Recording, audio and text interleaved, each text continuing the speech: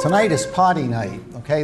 2 weeks ago you heard about the first mill in Fall River, and then last week you heard about the terrorists in Fall River. And tonight is just party night, and we're just going to go over some of the events that happened and some of the anecdotes, a few things I picked up along the way, and telling you something about the Cotton Centennial. And I think it was truly the greatest party that Fall River ever threw. We did a pretty good job at the Centennial, if you remember. The Bicentennial was a little bit less. But as far as the crowds were concerned, and as far as the fact that we had a president come and visit us, really the Cotton Centennial was unsurpassed. The music that you were listening to when you came in wasn't, I didn't mean that to be just, it was background music, but it was a march written by John Philip Sousa in 1895 for the Southern States Cotton Exposition. And he titled the march in honor of that exposition, King Cotton. Now, if cotton was king in any city in the United States at the end of the 19th to the early 20th century, it was here in Fall River, Massachusetts. We produce more cotton cloth than any other city in the world. We produce more cotton cloth than any entire state in the United States. And again, we had something going here. The mills were making money, over 40 corporations, over 100 mills operating in 1911. When you look at the numbers, everybody comes up with a different number, but we'll just say over 40 corporations, over 100 mills.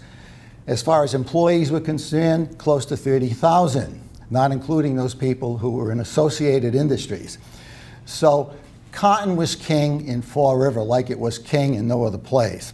So I think Sousa could have wrote this march for us in 1911. It applies to us as much as it applies to anyone else. As I said, the mills were making money. People who worked in the mills were making a little bit of money. They weren't the best jobs in the world, but they were jobs. And a lot of us are sitting here today because our grandparents or great-grandparents came to work in those mills. My grandfather Kitchen came from a place called Clitheroe in Lancashire. He brought his family over in the 1880s. The cotton industry collapsed during the American Civil War in England. Brought his family here. They worked in the mills. My grandfather LePage was recruited in Canada, and he brought his large brood of French Canadians down. He was a cultivator, a farmer in other words, probably a subsistence farmer, and brought his family down. They all worked in the mills. He worked at Cody Piano Factory, okay, which was actually probably a better job. Fall River felt in 1911 that they had the world by the tail and that this thing was only going to get bigger and better all the time. So let's just go through some of this and let me just show you some of the slides. Again, this Fall River looms up. Looming up was the theme here. Loom up Fall River boys. There was a march written by that. There was a big, when they had the fireworks, there was a fireworks display, a set piece that said, Loom up Fall River boys. And on this particular slide, there's the old 1911 mill, which Jay straightened us out on. Okay, it's still being advertised as the first cotton mill in the city. Not successful, by the way. At least the original one was. A modern mill. They look like the mills we see today because they're the same ones. Okay, and of course you have the trolley cars. We did have electric trolley cars in 1911. So Fall River was really moving along. That's probably another thing that made Fall Riverites feel pretty good. Okay. In association with the various parades and things, there were also displays around the city.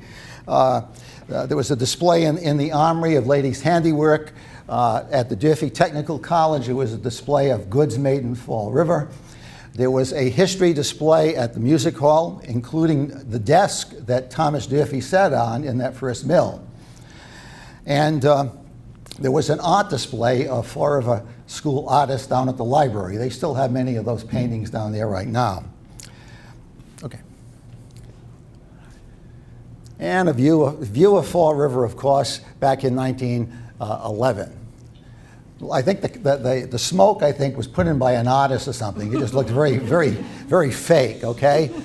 But there were lots of people working in the mills in any case. And I just wanted to make the point that, you know, with a population of over 100,000, 1/4 of the population or more, actually more than that, was working in the mills, closer to I guess 35%. everybody knew somebody that worked in the mills. Okay. American Printing Company, the largest print works in the world, down where the old Firestone used to be, where Tillerson is today. You can see it here. Take a look at some of the numbers. As they mentioned over here. This, of course, was a print works. They not only produced the cotton cloth, they also bleached it and dyed it and printed on the cloth. And you'll notice that they mentioned 6,000 yards each week, and they produced enough cloth to go around the world 7 times in a year. That was one mill, okay? Think of all the others that were producing cotton cloth. I once saw some of the numbers, and they were astronomical. There was nobody that came really very close to us in any case. But it gives you an idea. These are the 6,000 employees in this particular group of mills. Okay. And for the party, we had to dress the city up. You may have seen some of these photographs. There's the electric trolley car. This arch, which was built over the main street, was made out of wood, made to look like marble. And then later on, they installed lights on this. It was pretty spectacular. Most of the street lights in Fall River were gas lights in those days, and they put electric lights on these. And I even read where they only strung 50 in a row, like those Christmas lights, so that they wouldn't blow out the fuses. They all had individual lines. So they're dressing up the city here, bunting everywhere. Okay. You notice the horse and wagon is still the main means of transportation, I guess, but there were plenty of automobiles, as you'll see in just a minute. The gentleman over here, I think he's putting the lights up, that guy working over here to the right-hand side, and he's putting the lights on that arch. Okay. And a good view of the trolley cars. Notice all the gentlemen with hats. All the ladies you'll see with hats. Even the poorer people wore hats. The gentlemen, if you didn't have much money, you might have one hat that you wore all year round. But generally, Memorial Day was the day that the gentlemen went into their straw hats if they had them. And you'll see some gentlemen in straw hats later on. And you can see them standing around. So gentlemen wore hats. And it was rather strange. I can always remember my dad always wore a hat. When he saw a lady, he tipped his hat. When he went by at the front of a church, he tipped his hat. He did not sit in a restaurant and eat with his hat on, however. Okay, so times change and the rules for wearing hats change also, I guess. Okay. And another view, this is looking down, you can see the Academy building in the back here.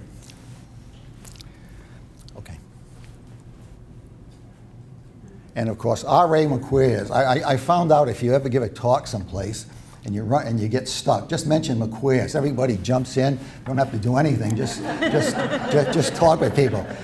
Everybody remembers McQueers. You could get anything in McQueers.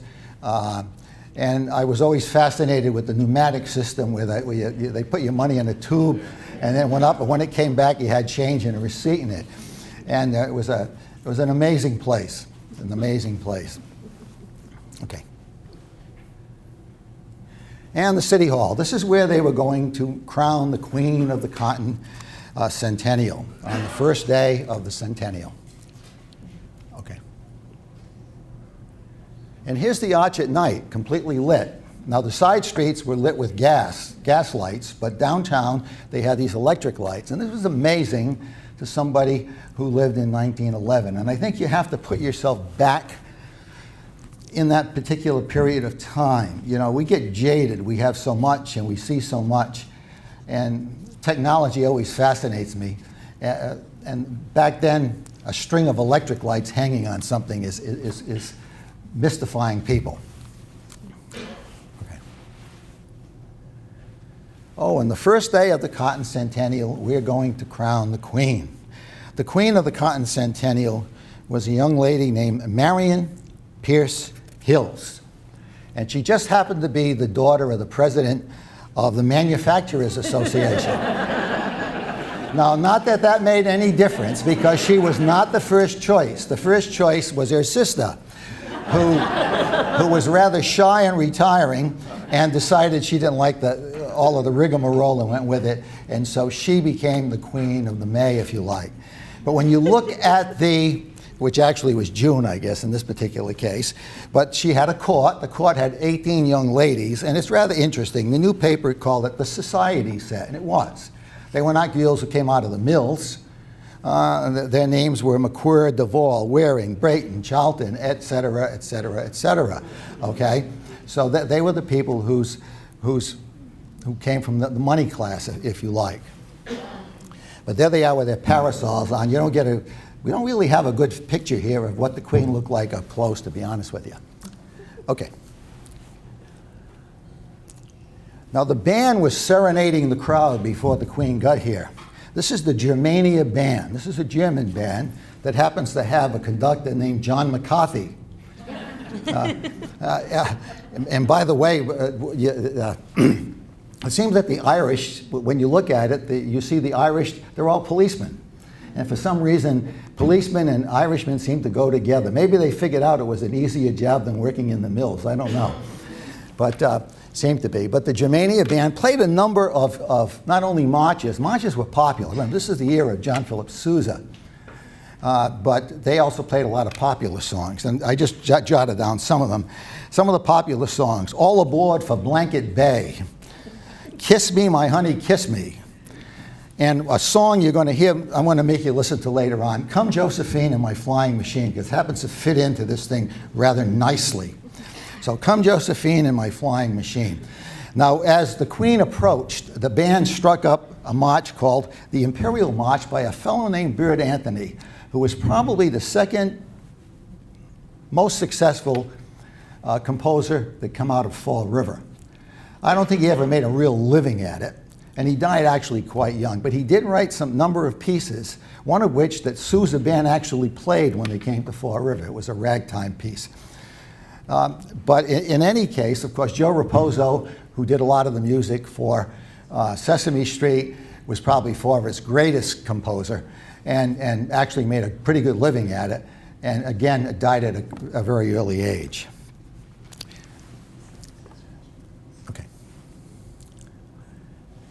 And here's the Queen arriving here, as you see. The mounted gentlemen, the outriders, again, are all from the society set. Only the 4 Irish mounted policemen are from the, if you like, the middle class, if you would have it. Okay, next.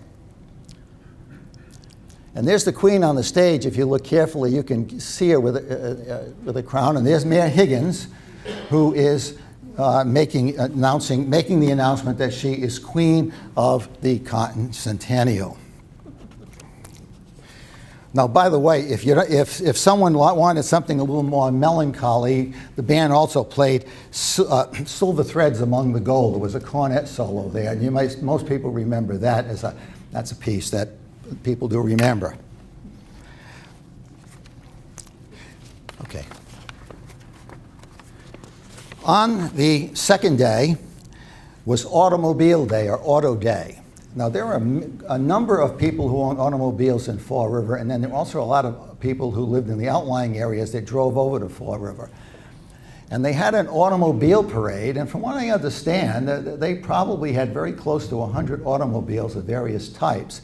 And they did compete in various categories, and they all got kind of dressed up for various reasons. I put this one in because my first thought, I thought they did it with toilet paper, it seems like. But I'm sure it's something a little more stable, because it happened to rain that day, which would have really disintegrated everything else. And the ladies with their parasols. Okay. Now, there are 3 ladies sitting in the back of that. You can hardly see them for all the decorations, you see. And somebody put a lot of time and effort into this. Okay. This looks like a little bit of a tropical piece here. Now notice the gentleman's straw hat. The gentleman's straw hat. And again, Memorial Day was when you broke out the straw hats. And later on I'm going to talk about the hat bands that they sold that people put up around the hats for these special occasions. And you'll see, it was one event that occurred during the Cotton Centennial where it gave the younger people a chance to get out and have a good time and let off some steam. Okay. And the cars were classified, well, small roadsters, large cars, and again, and by the decorations on the cars. Okay.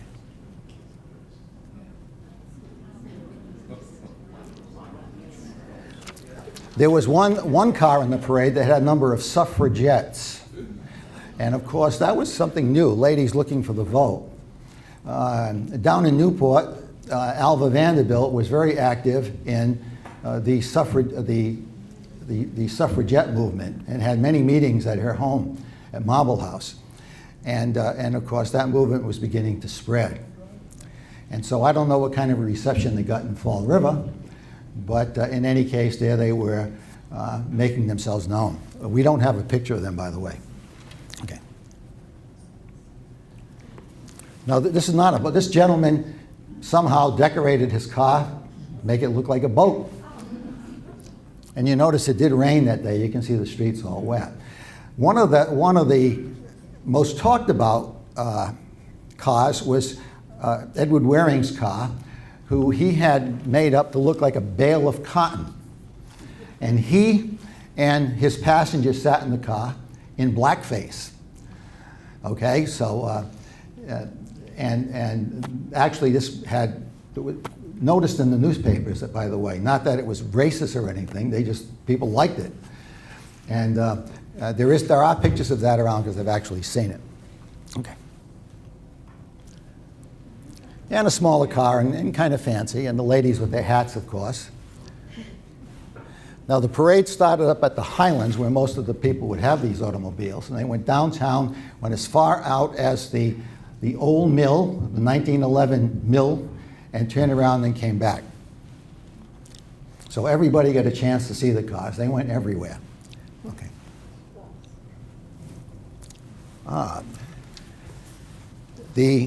Before we get on to this particular slide, I just wanted to mention that it was on the second day, Tuesday night, that they had the fireworks display. The American band gave a concert.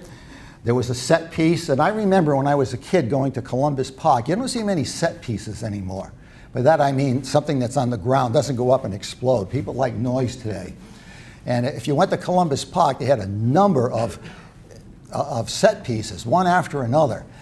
And in this particular case, the set piece said, "Loom Up, Fall River Boys," and they played George Foley's march, "Loom Up, Fall River Boys." George Foley was another composer who came from Fall River, not as successful as Bert Anthony. And it said the crowds stayed at the park, at South Park, till after midnight. Now the next day, this had nothing to do with the Centennial, but Ringling Brothers Circus came to town. Fall River, of course, had over 100,000 people, most of them working. Now they weren't making a lot of money, but Circus Day was probably the second most popular day in the lives, especially of children. My dad, who was born in 1898, would tell me that, his birthday meant nothing, because he got nothing. He might get a little something at Christmas time, but when the circus came, even if you didn't have any money, there was always the adventure of going down and seeing these exotic animals, watching the circus unload, watching the circus parade, which, by the way, was their advertising, okay? And watching the circus parade, and then watching the teardown. And if he were lucky, he might go out and actually get a little job setting up seats or something and get a free pass to the show. Now this is the Ringling Brothers Circus. The other biggest circus at the time was Barnum and Bailey, both owned by the Ringling Brothers, by the way. And what they did in the early part of the 20th century is they alternated. Ringling Brothers this year, Barnum and Bailey next, Ringling, Barnum and Bailey that way. So this put a lot of excitement into the lives of people. Now on this particular day, the police estimated there were about 150,000 people in the city. Look at the crowd and you can believe it. Now this is really an extra. The circus happens to be in town during the Cotton Centennial. And what the circus did when they came to town, they contracted with the railroads to run special excursion trains into the city. So you had people coming from Taunton, Newport, Providence, New Bedford. And they would come into the city to see the show. And in this particular case, this is interesting. If you look carefully, you'll see some men marching. You see a number of horses. That's a 40-horse hitch. The driver there is driving 40 horses. Did not take 40 horses to pull that wagon. But it was an advertising piece, because people who knew horses and anyone who ever drove a team knew handling 40 horses is a big job. And so we have over here, as I said, the so-called 40-horse hitch, which again was an advertising piece. They'd advertise this in the paper, come and see the 40-horse hitch, get people downtown. Okay, next. Now this one here, you see the arch. Now this is kind of fun. What happened yesterday, we found this in this photo, and I wanted to include it. And so we called out to the Historical Society, and Dennis scanned it into and then he sent it to my house, and Stephanie put it in, okay? And of course, Dennis's note, he called this the Dumbo daisy chain.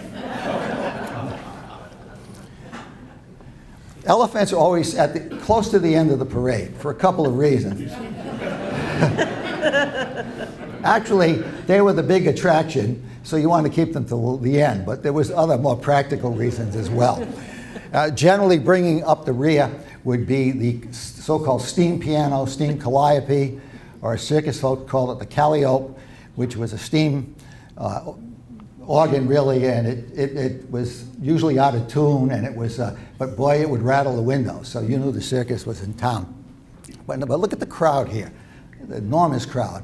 And I think back when we ran the parade on the Fall River's bicentennial, I thought the crowd, they were 2 and 3 deep, in some places, not very few people. But here, look at the crowd watching the circus parade. What they did was they came down Bedford Street, made a left-hand turn onto Main, and went up to the showgrounds. I'm going to guess the showgrounds then were probably at Broadway, although there were showgrounds to the east of the Merchant's Mill. And whether they went there, I haven't checked it out, to be honest with you. Okay. Now, this was the big parade on that day. Actually, the circus parade was at 10. At 3 o'clock in the afternoon, we have the trades parade and the various groups, the loom fixers, the carpenters. And it said this endless line, as you can see here. I don't know whether there was any music in this parade. It's just endless line of workers, which took an hour and 3/4 for all these wagons to go by. I want to guess this is the Carpenters Union over here where they built the house on the wagon. Clever, aren't I? Okay, next. Now, notice that on this wagon here, they're selling the Manchester land on Brayton Avenue. And this is looks like a residential house. So what they're trying to do in 1911 is break up the land into small house lots, and they're going to sell it off at $200 to $300 a house lot. This would be on Brayton Avenue now. I also, if you look around, you'll notice up above, there's a dentist up here with painless extractions. And also, you can get a full set of teeth for $8. So, $8 was a lot of money in those days, by the way. Okay. I'm going to guess this is a business school, okay? And there were many of these in the city. They train people to work in offices. And you'll notice there's gentlemen and ladies, and they're sitting down. Looks like they're typing on their typewriters. Just as the Durfee Technical College trained people who work in the mills, basically, is what they did. And I'm not so sure they gave degrees but in those days, but they did train people to work in the mills. Okay. And this old gent, this is a cot he built himself, it says, and he's over from Masonic. And again, I noticed the two gentlemen with their straw hats on. I used to exchange Christmas cards with a fellow named Merle Evans, who directed the Ringlings band for something like 50 years. And every Christmas I'd send him a card, and every Christmas he sent me back a card. And when he looked at the postmark, it said Fall River, Mass. He said, this is where we would break out our straw hats, at Fall River. They know when the show got to Fall River, it was June, time to break out your straw hats. Okay.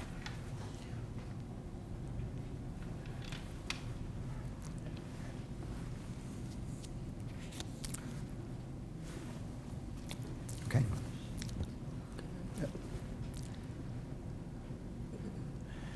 Now this is a ladies' store over here, and it does say the coronation a gown. Now whether the queen is standing on that float or not, I don't really know. I couldn't find any information out about that. But it is a ladies' store that's doing the advertising here. Okay. And one of the few non-horse-drawn vehicles in the parade, this particular truck here. And of course, this is where what you're looking at here is the granite block, and you can just see it in the upper right-hand corner piece of the archway. Okay. Okay, Steph. This company, Koval and Osborne, they made mill supplies, and again, there was a lot of other jobs because there was a demand, and there were reed companies and other companies that would make various things to go into the mill. So cotton was a big thing, and it employed a lot of people either directly or indirectly. Okay. It looks like to me what they have here, they've got on their float just some of the things that they make. Okay. And then this little truck, by the way, and you see the old mill coffee. This is a wholesale grocer. And by the way, this is a chain-driven truck, if you'll notice. Yeah. Rear-wheel drive, but it's got a chain drive on it. You notice it? Looks like a bicycle. Oh. Okay, one of the early trucks. Okay. And again, an endless view of these wagons. Now, I get a kick. It says, wash day nowadays. Now, wash days before, in the 1800s, a lady had a washboard and, of course, would wash things in the tub, spend a lot of day washing. But they were getting really modern. Not modern. No one had washing machines, by the way. They did something called wet wash. And I remember wet wash because we had wet wash. And what happened was, at Sunday evening, my mother would put out the bag of dirty laundry. And during the night, the laundryman would come by and pick it up. He would take it back to the laundry, and then on Tuesday he would deliver it to you, and it would be all washed, but it would be damp. So then my mother would dry the clothes, and then after they dried, she'd do the ironing. So she would spend a great deal of time doing laundry. No such thing as wash and wear. Things have just changed so much. But no one had washing machines, at least not the average person living in a house. And no one would want you to have one because they wouldn't want to pay the water bill in any case. But wet wash, so in 1911, this is a big thing, wet wash. Today it seems archaic, doesn't it? We do everything ourselves, throw it in the laundry, dry it. It comes out, a lot of things are wrinkle-proof or nearly wrinkle-proof. And things are just a lot easier. Okay. They're going in two directions. Pardon? They're going in two directions. What's going on? The people are going in two directions. Oh yes, I just mentioned, if you look here, wagons are going this way. The guys marching are going in the opposite direction. Thank you, Steph. Yeah. Okay, and finally I'm looking at the route of the parade, and what it did was it went out South Main Street, turned around and came back down. So my guess is the people here have already seen these guys watching. Okay? They finished up back here at the City Hall, which seemed to be a little bit confusing. I think today a lot of people would have a hard time keeping track of that, I think. At least some of the kids I had in school years ago would have a hard time keeping track of that. And the fellows with the little flags over here. And again, there was a wagon in the parade, and it was the Temperance Society. Now, there seemed to be a lot of temperance societies. They had Catholics, they had Protestants, I guess they had a lot of drinkers. And in any case, but the Temperance Society had a water wagon. And the water wagon, of course, had a sign on it, and it says, "Join us, the water's fine." And again, I know there was a Catholic one and there was a Protestant Temperance Society. Of course, when the 20s came, they put in prohibition, which that didn't help the situation much either. Okay, so that pretty much ended the trades parade. And the next day was called Merchants' Day. And they decided to have, this was the first horse show that they ran at North Park. And I understand Spencer Borden had a major role in organizing the thing. And there were many different categories. This was a major, major horse show. This is a brewery wagon. This is, remember James Hanley Brewing Company? You may remember they were in business. As a kid, I can remember that. But in this particular case, these guys are driving a 6-horse hitch. People understood horses in those days. When the circus came to town with 400 or 500 horses, people, I mean, they appreciated the horses, and they knew good horse flesh when they saw it. So that having someone drive not a 40-horse hitch, but a 6-horse hitch here seems to work pretty well. Okay. That's a pretty high jump. So they had the jumpers. We also have one picture I didn't put in, the guy falling off the horse going over the jump. Okay. Sometimes these are called dog carts. They're just a 2-wheel cart. And it looks like a little girl is driving it. It's pulled by a pony. Okay. Young lady on her horse. There was dressage. And they came in various categories, and the thing was very well organized. Everything went off on time. There was no delay. And according to the newspaper reports, it was just an A1 day. Okay. This is a tandem hitch. Instead of the horses being in a pair together, one horse is in front of the other. So it's called a tandem hitch. And again, it's just a 2-wheel vehicle. And again, it was a test of the driver's skill. Okay. I don't know if this is Spencer Borden or not. I don't think it is. But of course, Spencer Borden raised Arabians. And he raised them out in Interlaken. I don't know whether anyone knows where Interlaken is. About every other year or so, the trustees of reservations runs a walk. If you know where the old, come down Route 24, there's the old ice house. Now, originally, if you went into Boston Road, went right straight into that particular area. And Interlaken was in there. The remains of Interlaken are still out there. It's a very interesting walk, relatively short. And I'm sure and I know the trustees would be glad to have you. Next time they have a walk, it's in the paper. It's an interesting place. But he raised his horses there, and they do mention it in the paper that he brought some of the studs over and displayed them at this particular show. Okay.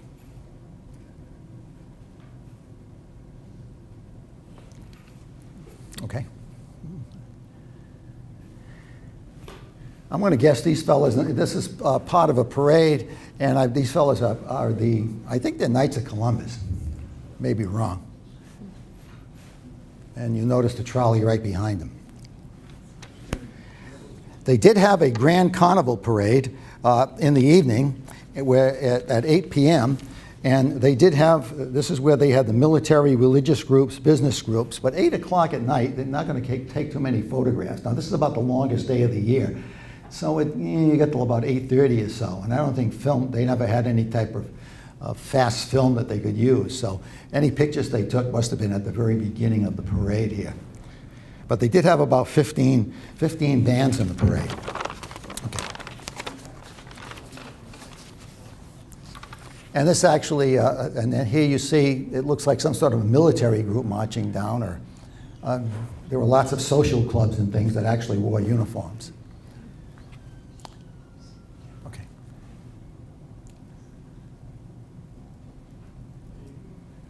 And again, there's probably National Guard, looks like Army, and somebody in white behind them, perhaps Navy.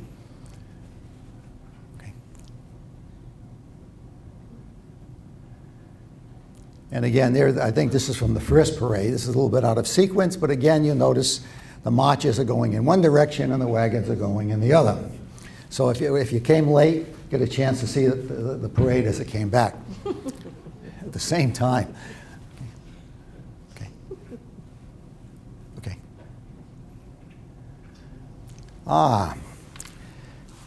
We had President's Day came in, and no one, William Howard Taft came to Fall River. He was invited and took up the invitation and visited Fall River. This is the presidential yacht. Now this came in on the next to last day of the Cotton Centennial, and this is called the Mayflower. It was accompanied by the battleship Connecticut, which could not come up the river too far, and they anchored down off Common Fence Point, and 2 revenue cutters, the Gresham and the Acushnet. Now the Revenue Marine, by the way, was the forerunners of the Coast Guard. What they did was they combined the Revenue Marine, the Lighthouse Service, and a few other things, and they formed the Coast Guard. The Revenue Marine has been around since Alexander Hamilton's time. In school they teach you about the fact that no one wanted to pay taxes to King George. No one wanted to pay taxes to anybody. And Alexander Hamilton finally realized that you can't run a government without money, and so he established the Revenue Marine to try to collect some of those duties. Okay. Another view of the Mayflower, and there was lots of activity in the port at that day, up and down the river, from the south end to the north end. Okay. And if you look carefully, you'll see he has his hat off. Very large man, mustache, and he's greeting the Fall River dignitaries. He landed at the Ironworks dock, which was, of course, where the old Firestone was. Okay.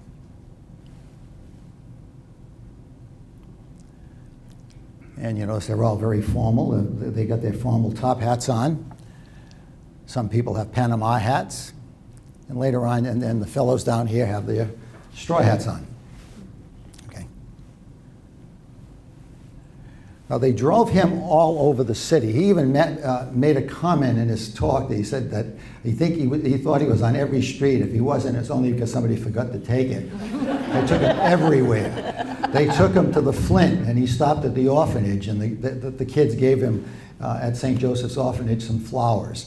They took him up to Highland Avenue, where he visited with Bishop Feehan. They had spent time together as youngsters in the same town.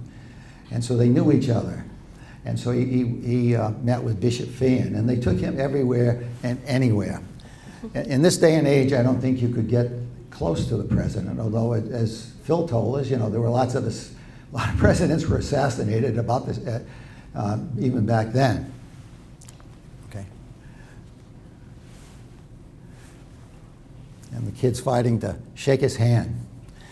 Marshall Hat Company gave him 4 hats. It was a big manufacturer in the city, and they gave him a hat for every season. We do have a picture at the Historical Society that I couldn't find, but he put it, for a while he wore his straw hat, put it on. Actually, it looks better with the bowler. Okay. Does this mean it was cold in June? The question was it cold in June? Everybody's wearing a coat. Well, I don't know. Yeah, he looks like he's kind of cold, and I don't think it was raining.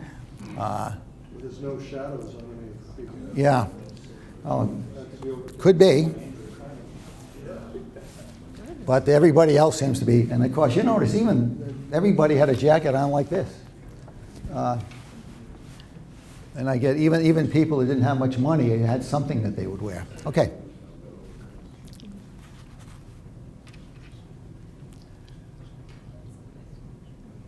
This particular picture was, remember, gay photographers. You see a lot of their pictures are beginning to show up on eBay. And this one was taken by a gay photographers, and there he is sitting in the back of his car. I think that guy with the Panama hat sitting sideways in the front seat is probably with the Secret Service, I guess, equivalent. It does. Yeah, Woodrow Wilson, yeah. Okay. And again, here he is traveling around the city, and well, he looks a little cooler in this particular. But as I said, they took him everywhere, south end, north end, everywhere. The Flint, they gave everybody a chance to see him, just showed him off. Okay. President Taft at the old mill. There he is. And of course, they built all of this around that particular mill, which I think Jay told us was really not the original anyway. It may have been built on the site. As a matter of fact, there's a sign there. It says Fall River's first. My guess is the next part, a cotton mill. Okay. And there he is making his speech. It was a relatively short speech. He actually said, I did not come here to make a speech. I came here to say howdy do. I congratulate you again on your wonderful progress. He did make an allusion to the fact that he wondered what we'd be like in 100 years. He did comment about the fact that the labor force is made up of people from all over the world, immigrants. And of course, in these days, the big immigrant population were the French. Somewhere between 1/3 and 1/2 of Fall Riverites, it had French surnames. And of course, they were recruited in Canada and brought down in relatively large numbers. Before we, that evening, by the way, they had something called the Grand Confetti Carnival. And this seemed to be the chance that the young folks would have to get together and raise a little bit of heck, okay? And so this was done in the evening, and the idea being everybody, whether they made confetti out of old newspapers or what, and they just went down there and threw this thing, confetti over everyone. They did set up some rules. One of the rules was you couldn't use ticklers. And I think there might have been those things, you know, you blow at parties with a feather at the end. So you couldn't bother people like that. But you could throw confetti. And the newspaper said that as far as the confetti was generally well contained, but it said that the people who were the main targets were sailors with their Dixie cup hats, because that would hold the confetti, and young ladies in low-cut dresses. Times never change. And it said it went on them like rain. But everybody seemed to have a good time. There didn't seem to be any arrests. And as I said, everyone pretty much had a pretty good time at that. It seemed to be an event for the younger people. The hat bands I had mentioned before, I jotted some down. Let me see if I can, let me just go back a minute and pick this up. The hat bands, I guess depending on whether you had a girlfriend or not, depended on, again, what you had. For instance, I'm sure that if you had a girlfriend, a hat band that said, "I'm in love," was appropriate. Or, "My home is yours." If you were looking for a girlfriend, how about, "I'm out for a good time"? There was no doubt what you were out for. And one that surprised me was, "Oh, you kid." I thought that was a flapper type thing from the 20s, but obviously not. So everyone was out for a good time. Now, before we go into the last day of the event, I had mentioned "Come Josephine" in My Flying Machine.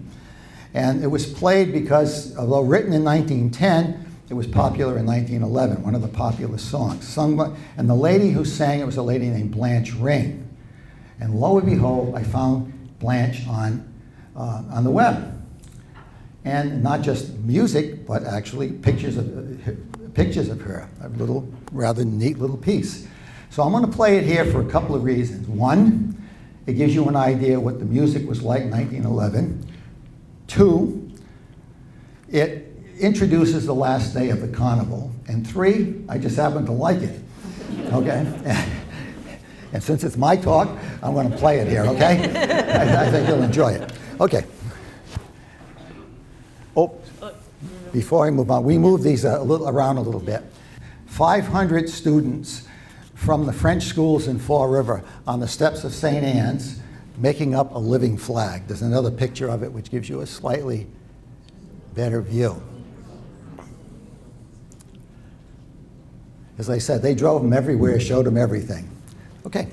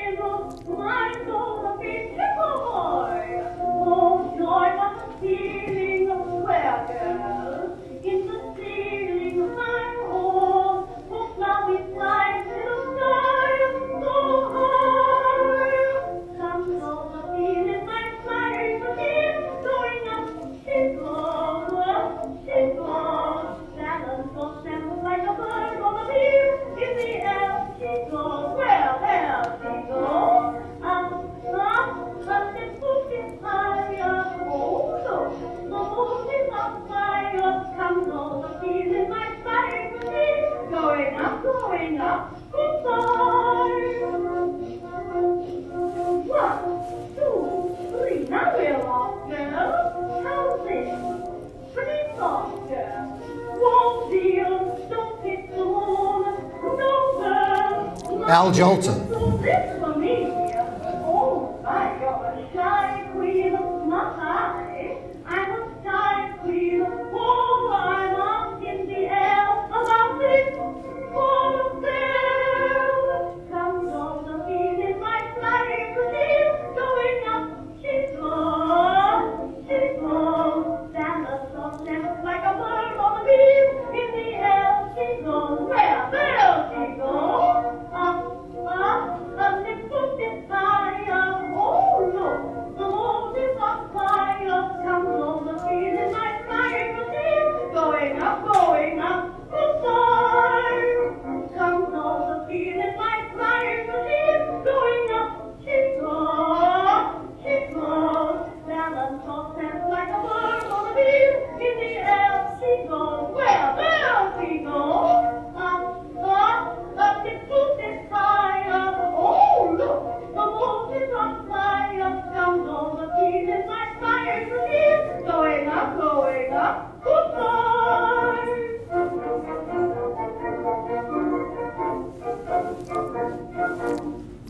They don't write songs like that anymore.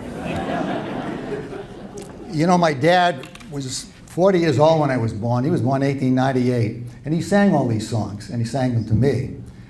And I sang them to my kids, which rather say, by the way, I want you to know that this is not from my period, okay? I'm a little bit later than this. I've come from the 50s and 60s.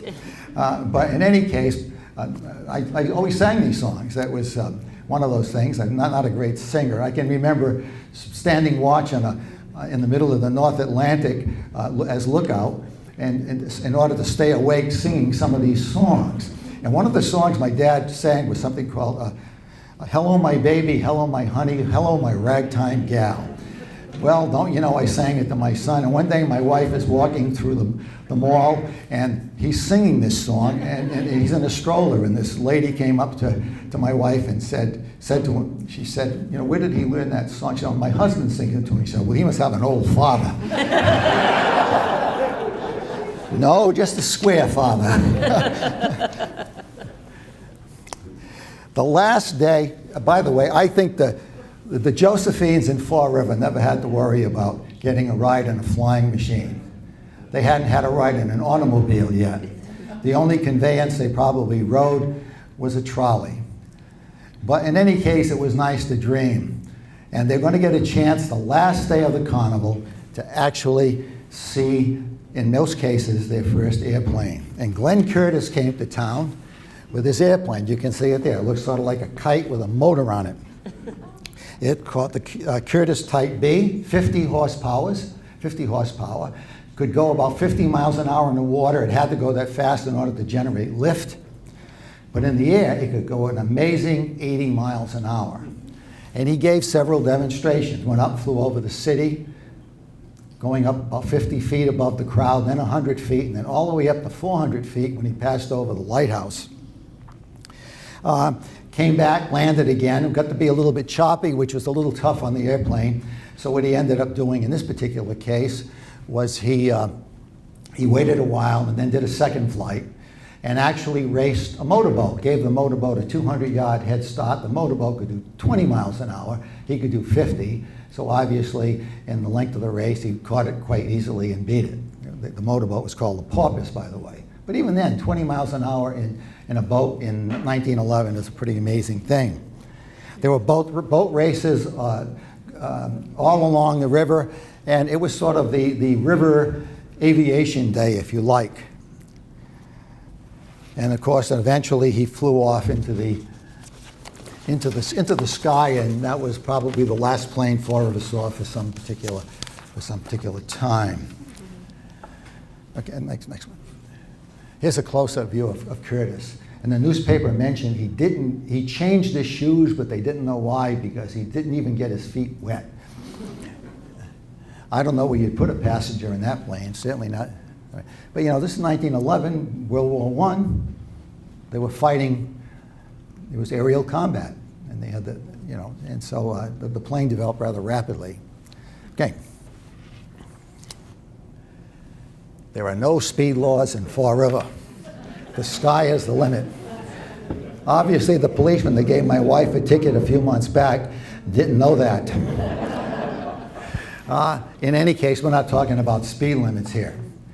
Because I told you, Fall River thought they had the world by the tail in 1911. Everything was just hunky-dory. And then what happened? For instance, in 1912, the number of spindles in the city peaked. And then there was a slow decline. In 1922, World War I think, probably saved the cotton industry, gave it a few more years. In 1922, there were 30,700 people working in the textile mills. In 23, 30,000, only a drop of 700. In 24, 20,000. 1/3 of the operators were out of work. And then I think World War II later on kind of saved a few mills, and then they went out of business as soon as the war was over. What happened? Well, a number of things. You had to compete with the South. The South were building modern mills, and they had modern looms. They could produce cloth at a faster rate. In Fall River, it seems that what happened was the mill owners primarily took the profit and did not reinvest in the mills into better equipment. And so what was happening here was we had machines that produced cloth at a lower rate. No unions in the South. They had cheaper workers. And of course, they were where the raw materials were. You didn't have to ship them from North Carolina to New York and at the Fall River. You saw that there were 1,500 bales a week was what they used at the American Print Works. 1,500 bales of cotton, one mill. Okay, so everything was, the handwriting was on the wall. So that was going to be the end of the textile industry in the city. And of course, it was replaced by the needle trades, and of course, eventually we ended up the competition from, this time, not so much from the South, but from across the seas, took most of those jobs away as well. And unfortunately, we probably still have a workforce that has the skill set of a cotton worker, where we need somebody with much higher education and a higher skill set. There's that old song, from Camelot. For one brief shining moment, there was Camelot. Well, Fall River had its brief shining few decades, and cotton was king, and we enjoyed it while we could. We had a big party in 1911, and here we are today, and maybe we'll find our direction and find something that we can do in the future. I thank you very much for your attention.